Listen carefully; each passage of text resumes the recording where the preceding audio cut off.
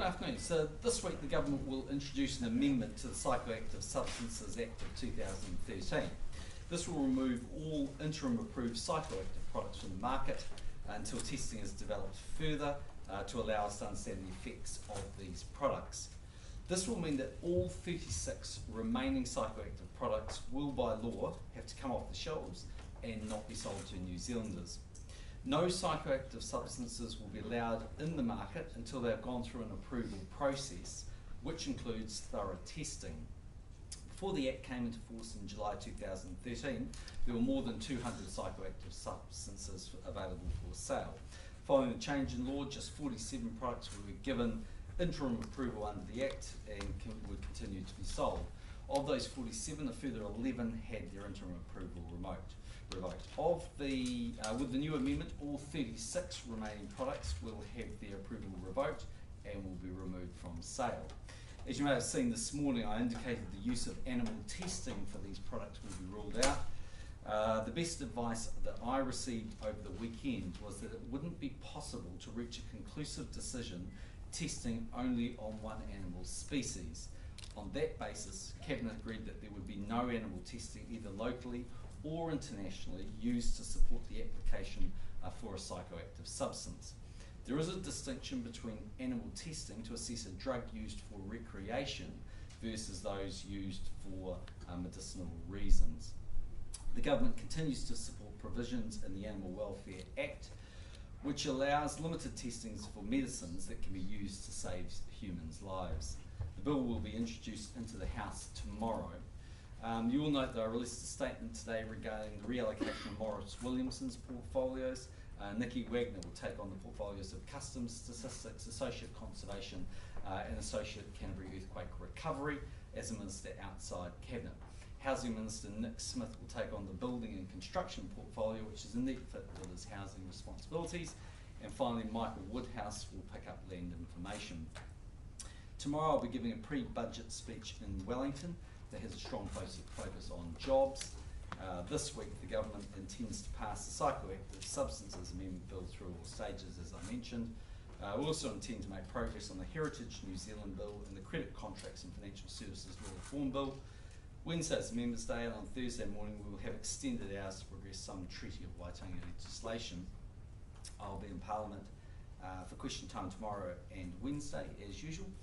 I'll be in Whangarei on Thursday and Southland on Friday, and over the weekend I'll be attending the National Party Mainland Conference in Queenstown. Did you discuss with Judith Collins the possibility of her standing down in light of her comments about Kelly Booth? No, what I did is I had a couple of pretty long conversations with her about essentially what had happened, to try and get a better sense of how she was feeling, because it's quite clear to me that she was struggling a bit under the pressure of all of the questioning that she's had over the last 6 weeks, even though actually the issue itself hasn't substantively actually changed. And that led to her overreaching in the comments that she made and making comments that weren't appropriate and weren't right. So what I did do was spend quite a bit of time trying to understand that and to try and mark out what I thought was a viable pathway forward. Was there any consideration of stress leave or anything like that, given that issue you're talking about? Well, what I've suggested, and I think makes sense, is that she's going to be in Parliament on Tuesday and Wednesday of this week. It's important that she actually goes to question time, because the government's got nothing to fear in terms of questions in relation to Oravida that the opposition might want to bring into the House. In my view, having had a sort of cursory look through the OIA, to me there's nothing new there. So there'll be the normal political questions that will get asked, and people better work out why the opposition asked those. But I actually think she should have a few days off, and we'll be encouraging her late this week and early next week just to take a few days off. Thanks. So just take a few days off for what reason?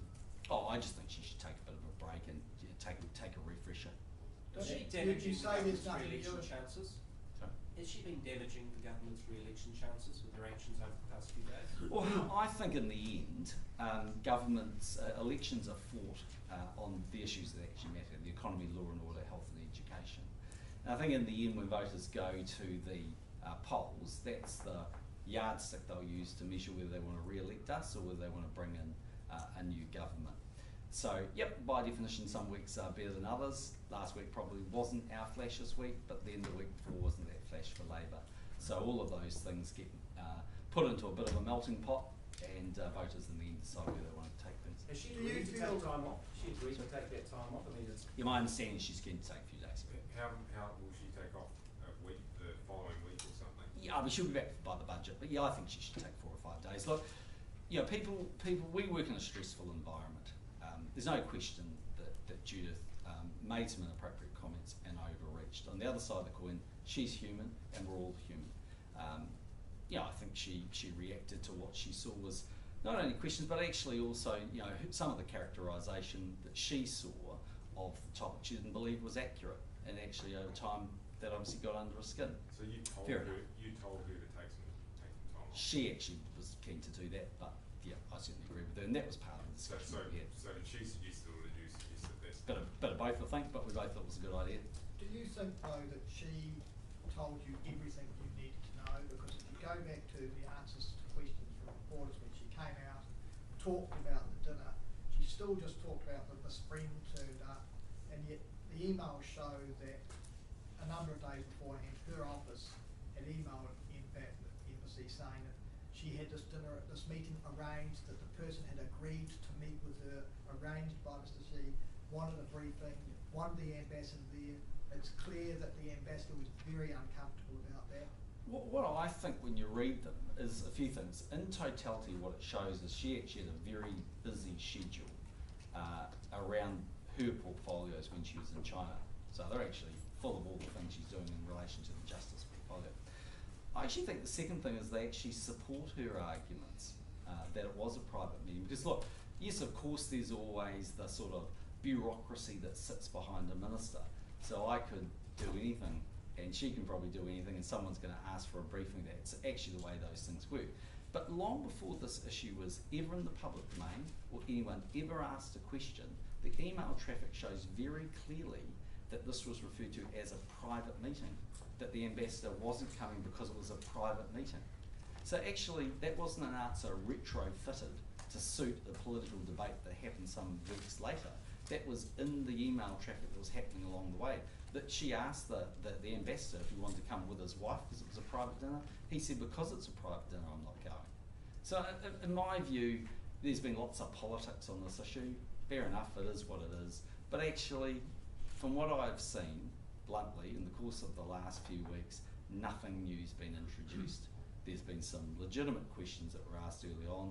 She gave her answers, and I think she made it pretty clear, actually, that in fact she got that bit wrong, you know, that she agrees with the Cabinet and Office and the assessment that I drew, that the combination of events that she participated in could have led to the perception of a conflict of interest. Why did her office characterise it as sorry, Brad, why did her office characterise it as the unnamed official has agreed to meet the minister?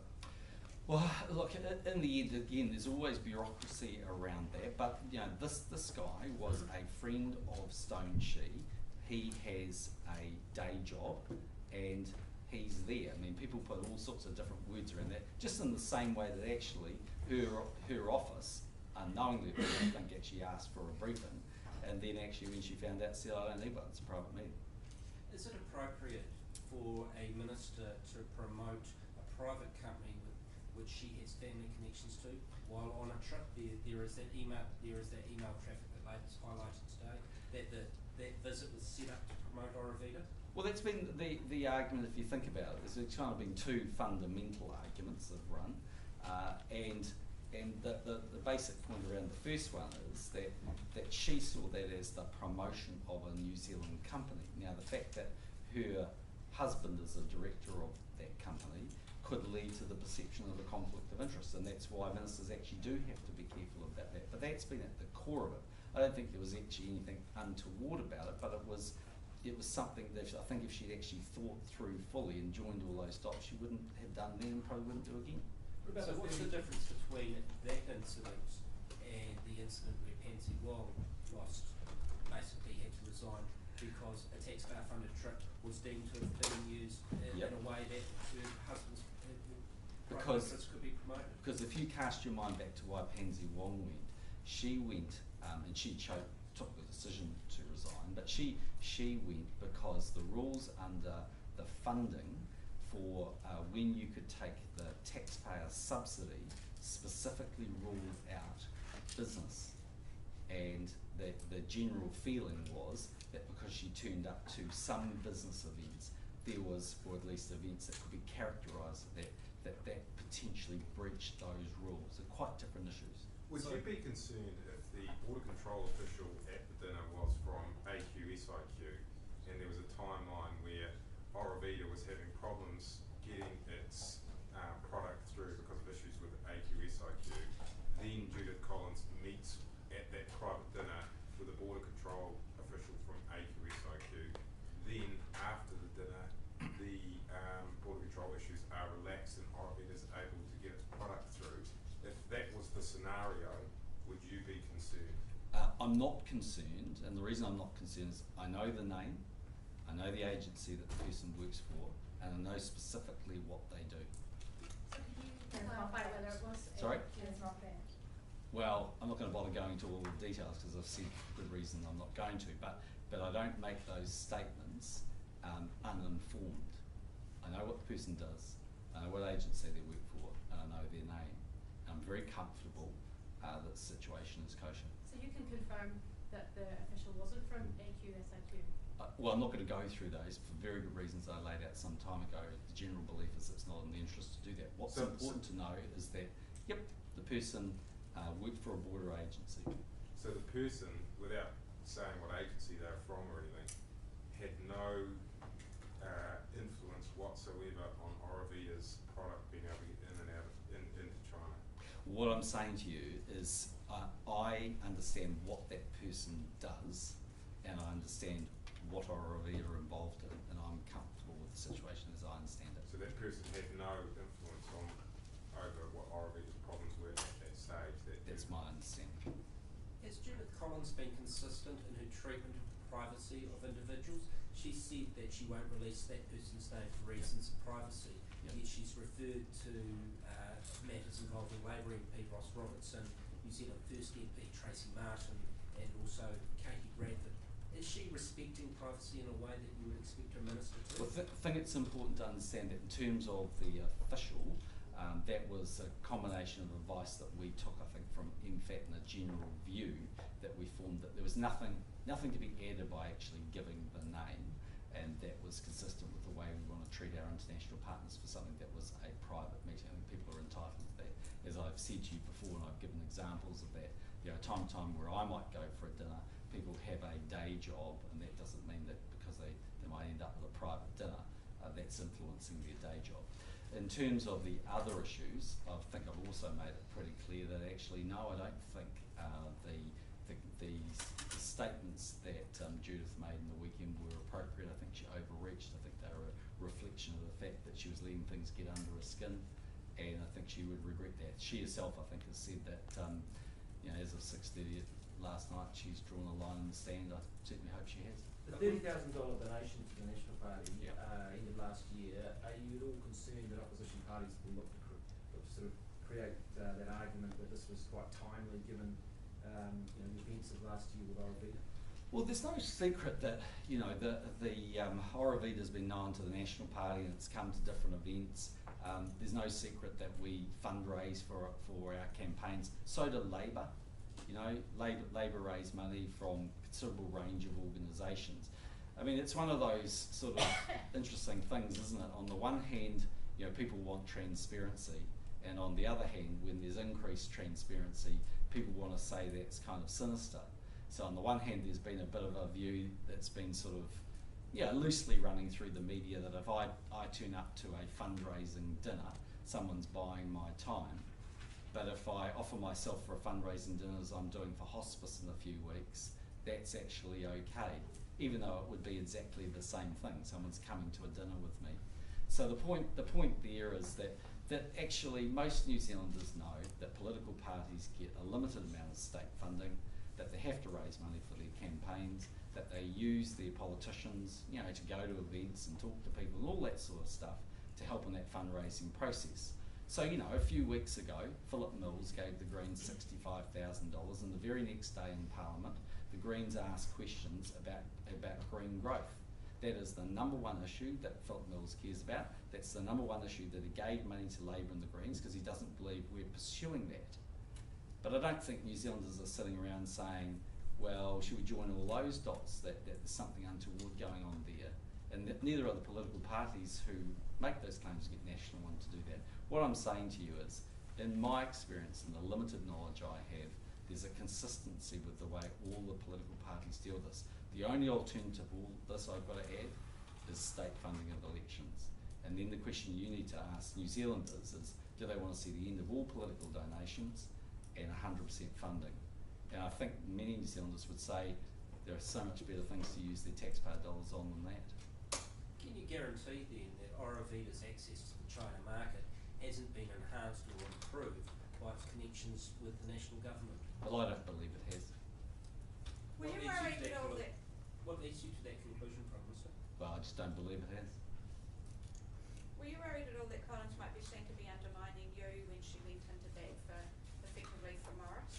No, look, there's no secret that she's a friend of Maurice, and I think she was genuinely concerned about his welfare.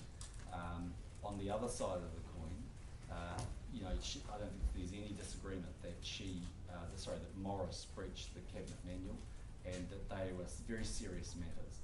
I mean, again, you know, opposition parties want to claim all sorts of things about the standards of this government, but actually, in the nearly 6 years I've been Prime Minister, I think there's been 7 ministers that have gone.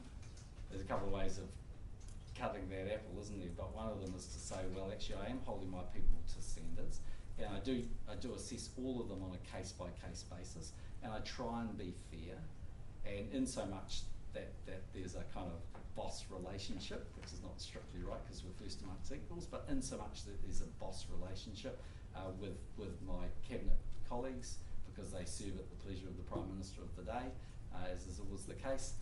I mean, I actually think that I've got to try and be reasonable with people, just like people are in the workplace. Have you ever had any discussions yourself with Stone Sher, Julia Zhu, or David Wong Tang about issues they were having getting their product into China? I haven't, no. So I've played golf with them, as you know, but I haven't discussed those issues. I actually wasn't aware they were having issues, to be perfectly frank with you.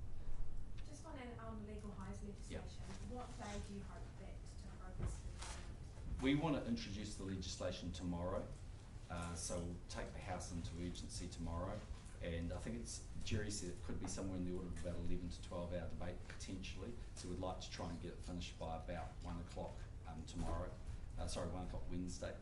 So you go through all stages? Yeah, we'll go through all stages, yeah. And how disappointing is it that you've had to make changes? How disappointing is it that you've had to make these changes to the legislation? Well, the legislation was passed 119 to 1 from memory. So I think everybody, when they signed up for it, had a sense of an understanding of what it would do. You know, I've been the first to admit that, look, we accepted the advice of health officials that 47 of these products should stay on the shelves because they were of low risk. Actually, I think we could have all legitimately taken an ultra-conservative view. Maybe we should have done that. In hindsight, that probably would have been the right thing to do. But you know what? You know, we get lots of advice from officials, and you know, in the end, I think that you know, that was a mistake. Actually, we should have just said, no, we're going to get them all off the shelves. Has it undermined the credibility of the bill, having to perform these 2 U-turns?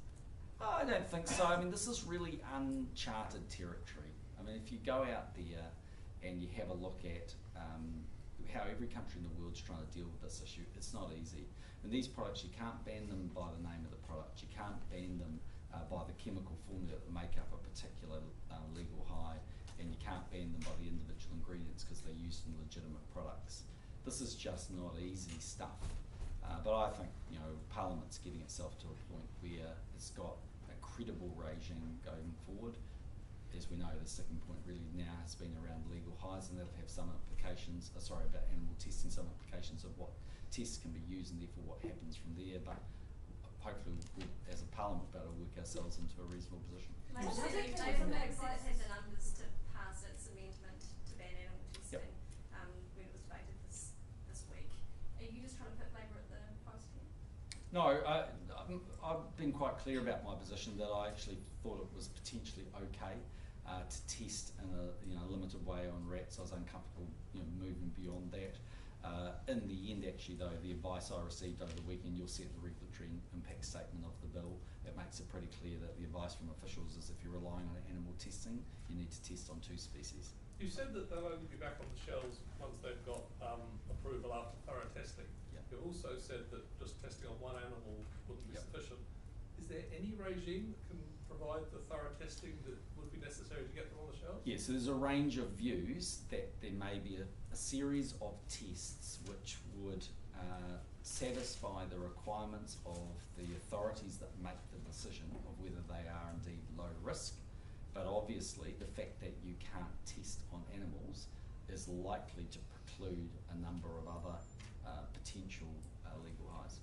So given that you've obviously taken the public temperature, if you like, on animal testing, do you think that now there's a That's case probably not so true. I mean, it's not, I mean, my own view was that, I mean, I wasn't hugely comfortable in animal testing, but in the end, I could probably live with the first position. As I said, what the real issue is on the basis that you need 2 species. So how Okay, but then looking at that, I mean, is there a case now for extending that ban to other substances that are not medicines, like for example cosmetics, sort of personal hygiene products, that kind of thing? Would you look to do that?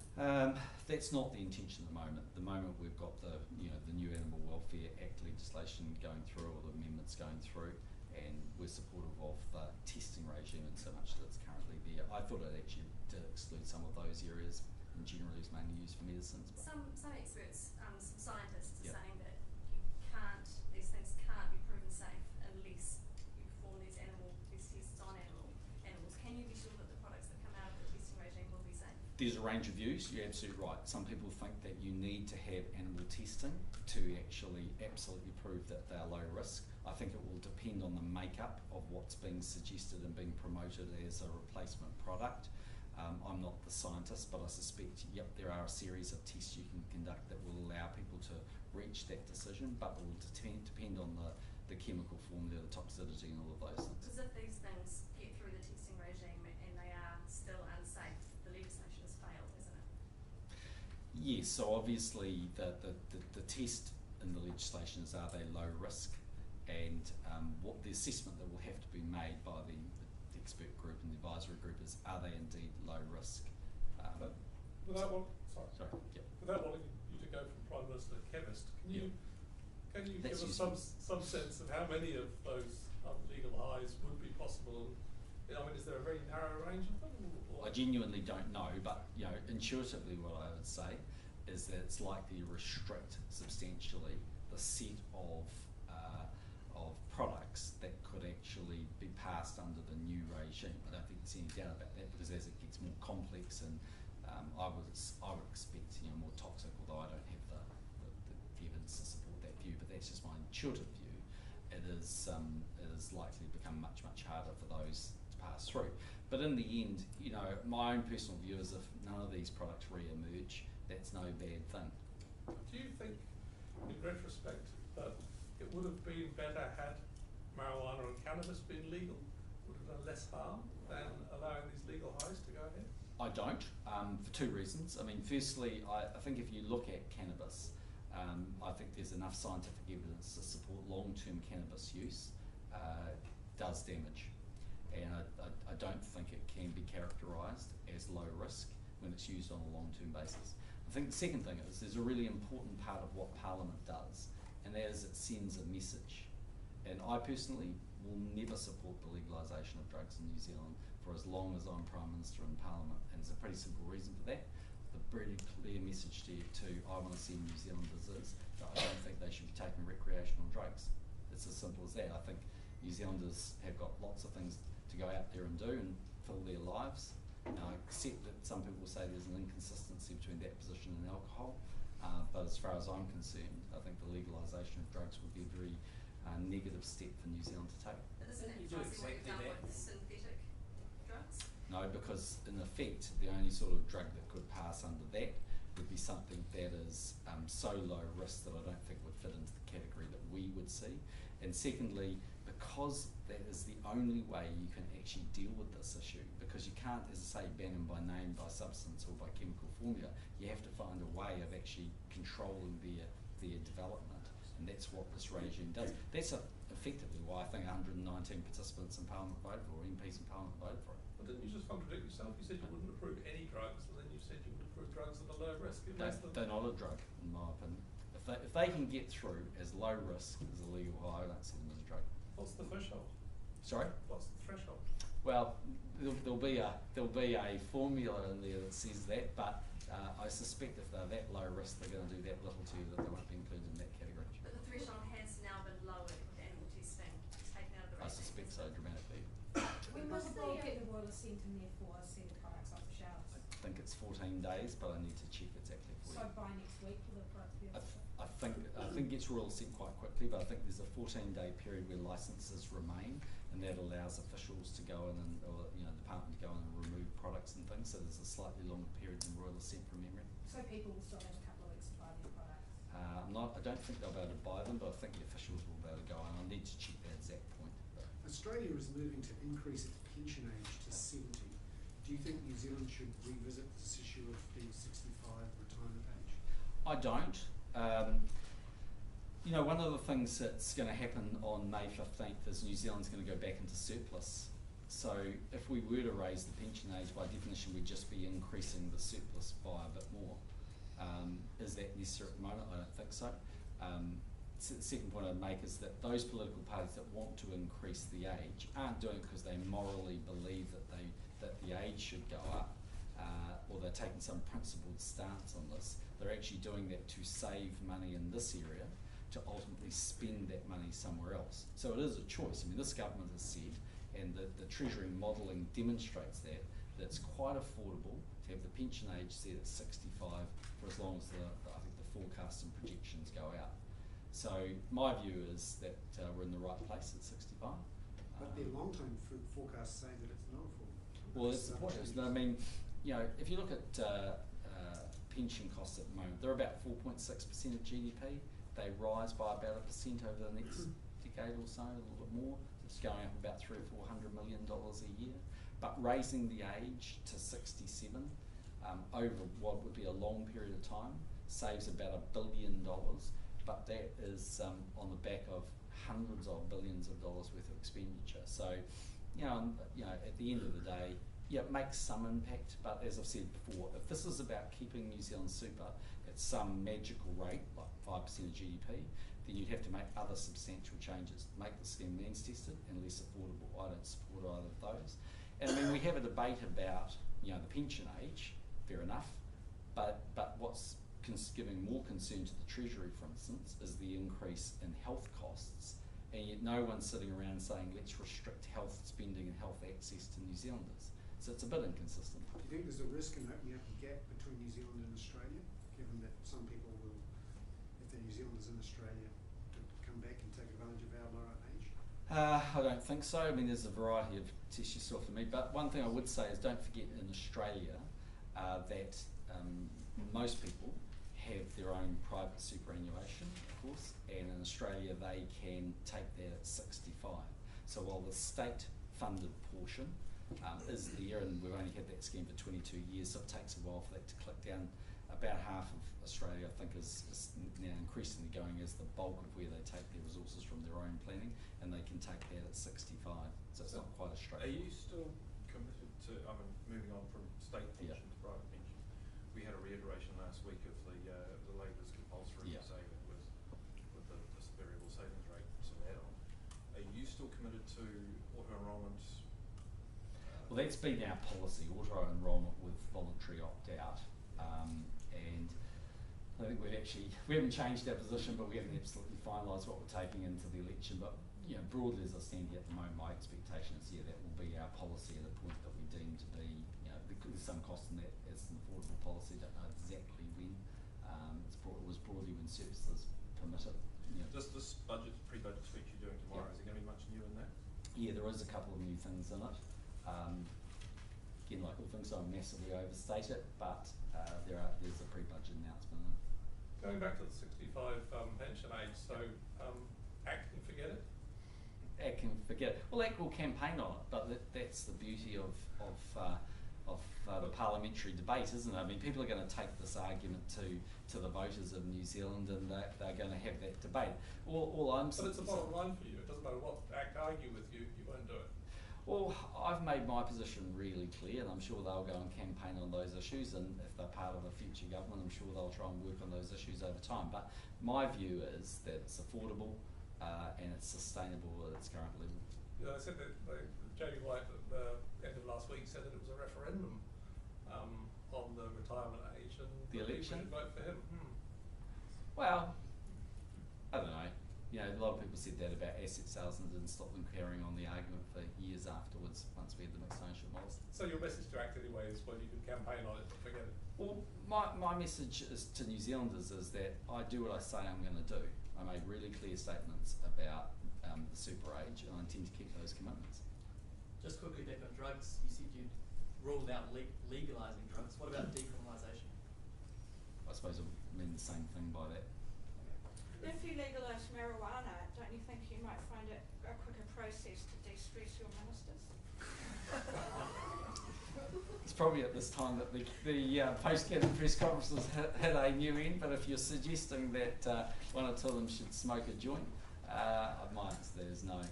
Well, very just quickly, in terms of the release of the official statements, are you having the Cabinet Office look through that material to see if it alters its view at all about the conduct?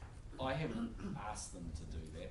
I don't know whether they've bothered to look at that, but you know, all I can do is reflect on the fact that you know, I believe that they had the important information that they required when I sought advice, and the advice that they came back with was the ones I've been saying to you for quite some time, and you know, I think they take a pretty clear view on these matters. I mean, the cabinet manual makes it clear, doesn't it, that the perception of a conflict of interest is something that a minister should avoid, and the very reason they should avoid it is that the reality is that Judith's position, you know, hasn't actually been claimed she's actually necessarily done something wrong, but she's allowed that perception to build up, and that's why ministers have to be very careful. That's why she'll be very careful in the future, just like I'm sure other ministers will be careful. We work hard to try and make sure that we manage those issues. There are always potential conflicts, but ministers work hard to manage them, and the Cabinet Office works very hard with ministers to make sure for the most part they do. Prime Minister, just on Maurice Williamson and what Anne Tolley was told by police in terms of Errol's OIA request. Yeah. She got notification from the police on April 14 of the OIA request. Given the Herald have been running stories about Dong Wailu's interactions with Maurice, do you find it credible that, having seen that notification, she didn't ask any questions, or nobody in her office deemed it fit to ask questions, given the well-developed processes for vetting OIA requests for any political officials that I understand governments do have? Yeah, well, I certainly accept what the minister said is accurate. I wasn't part of her briefing. I don't know what details they go on and how it was presented. My understanding was, just from what I've literally read in the paper, I haven't discussed it with the minister, it was extremely vague. All I can tell you is the timeline that we had, which was I was informed on the Tuesday evening. I spoke to Maurice on the Wednesday morning, and I had this final discussion with him on Wednesday evening. Would you expect something like that to be basically find its way to your office to be advised, for you to be advised on something like that a little bit earlier? Not necessarily, but what I think is is helpful and important is that under the no surprises policy at an appropriate time I get informed. That must have been the time that they believed to be appropriate. Seemed about right. Anne Tolley says she left it to the Police Commissioner to brief the DPMC on this matter on Monday. They did. Surely, once she knew what was in the OIA, it would have been incumbent on her to pick up the phone and talk to you or talk to Wayne Anderson about it, wouldn't it? Well, I don't know. I mean, in the end, she'd just be relying on the fact that the information would get through. I mean, my understanding was they did talk to DPMC on the Monday night. I think DPMC spoke to my office on the Tuesday lunchtime. I was certainly informed on the Tuesday night, and I acted on the Wednesday. Would you expect senior police at the district commander or area commander level to be aware of the cabinet manual rules and to get in touch with DPMC immediately if such a situation as what happened with Mr. Williamson I don't think they would necessarily know that. I mean, there's there's processes that ministers have with their various departments, and they work their way through it, but they seem to be reasonably well established and they seem to work. Maurice, a couple of weeks ago you said you couldn't say whether or not more New Zealanders have been killed in Yemen drone strikes. Is that you said you might have been able to comment in the future? Has that position changed at all? It hasn't changed. No, I'm not in a position to want to comment any further. Okay, thanks very much.